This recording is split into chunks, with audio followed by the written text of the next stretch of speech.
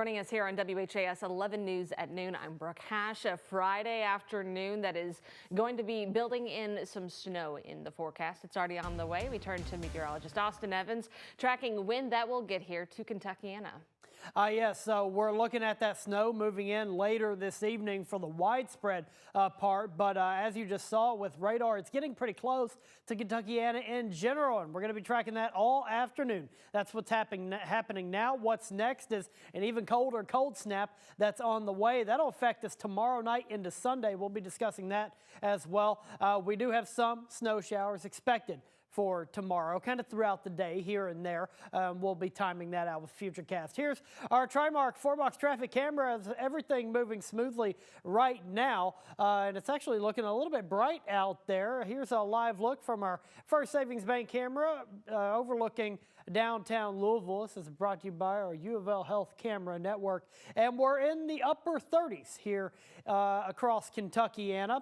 Lower 40s in Brandenburg, 41 in Jasper. Wanting to see a little bit of sunshine here in downtown Louisville. Of course, it's windy out there, so it feels like the lower 30s, if not worse, depending on your location. And here is that wind speed. This is sustained wind up to 18 miles per hour in Springfield. Of course, we're seeing gusts higher than that, up to 25 miles per hour throughout this afternoon. Our map picking up on 24. And here's satellite and radar once again. Starting to see a little bit of snow try to move in to the far northern counties of Kentuckiana, though at these temperatures right now, not going to land as snow. It will land as liquid. It'll land as rain, and we are expecting a rain to snow transition later this afternoon and evening. I'll time everything out with that coming up in my full forecast. Brooke? Awesome, thank you. Police tape surrounded a busy intersection in downtown Louisville just hours ago after a deadly shooting. LMPD said the call came in as a person down at Brook and Gray Streets right outside of Norton Hospital in the garage there. It happened at 6:30 this morning. Police didn't give any specifics on the victim, but did ask if anyone knows something about their death to call the anonymous tip line at 574 LMPD. Some major changes are likely coming to your child's classroom here in Louisville. JCPS's new budget proposal includes $142 million in cuts and massive layoffs. A big portion would come from central office, but classroom employees are also at risk. Our Ian Hardwick tells us how many jobs are on the line. Cutting this much money and this many jobs, you never feel good about it, and that's the hard part that really sucks. JCPS board member Taylor Everett sees cuts to 300 central office jobs as necessary after the district added 255 over the last 6 years. Chiefs are being demoted or removed, all the way down to an admin secretary role, to assistant superintendents, to instructional coaches. It's all across the board. In addition to those potential layoffs, other positions could be trimmed in half, including academic instructional coaches. They're former teachers that track student progress. Currently, the coaches work in most schools and help teachers with lesson planning. Under the proposed cuts, the district saves $14.6 million and centralizes the remaining coaches. Not every school may need an AIC, but some schools may need two.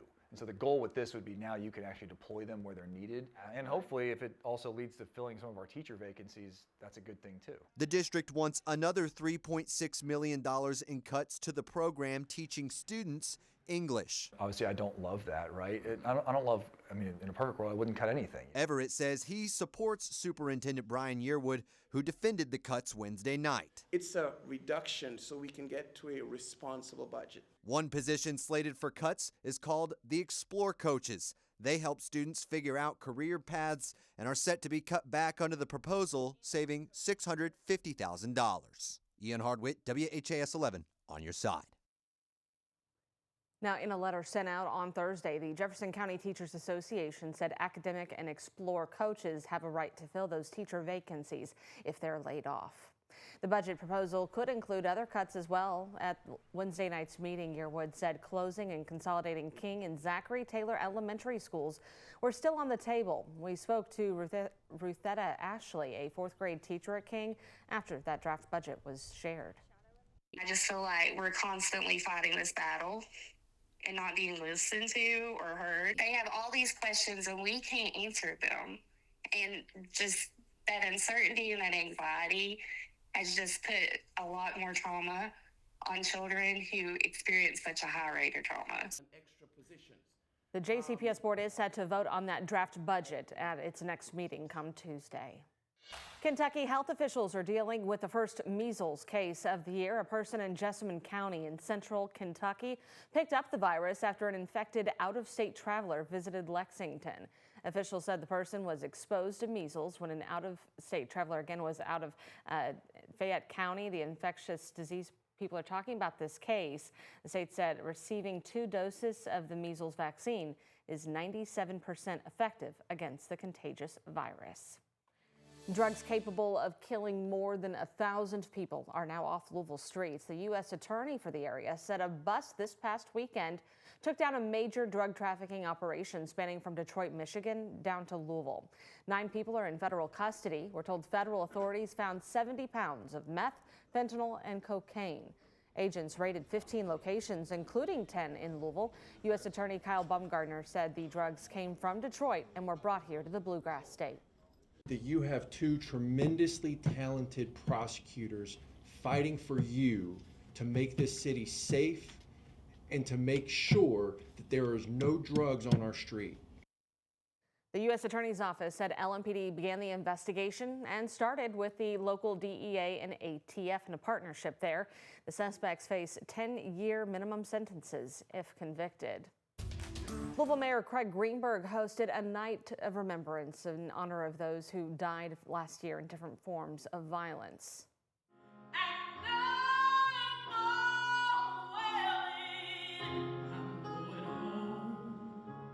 Bates Memorial Baptist Church hosted an interfaith prayer and candlelight ceremony Thursday. The hope was to uplift families, strengthen the community, and try and heal open wounds. I just spoke to a mother just a few minutes before I came here today, and she said it perfectly. I don't want you to forget my child. So we have to show them that, we're still working because some of these cases are still open. Mayor Greenberg emphasized the need to end violence in the city so events like these aren't necessary.